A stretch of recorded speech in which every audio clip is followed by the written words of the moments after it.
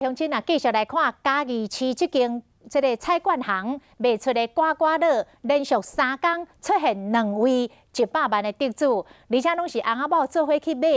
有袂少乡亲听到消息，嘛拢走去买菜馆，看是毋是嘛会当拄到财神爷。看到菜馆行伫放炮，就知讲个人中大奖啊！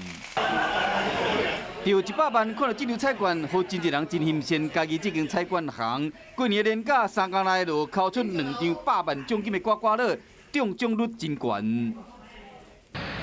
菜馆行对面就是家己出名的砂锅鱼头，一对翁仔某排队等要食饭的时，过来试手气，想不到替家己赚一个超大的红包。还有另外一对翁仔某嘛是面额200块的刮刮乐，就中100万。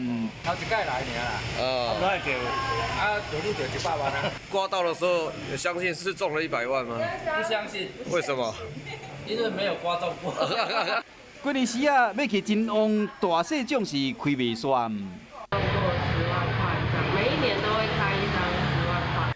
菜馆行连续开出大奖，彩云10足，大家拢赶紧来买，看讲敢会使受到财神爷的照顾。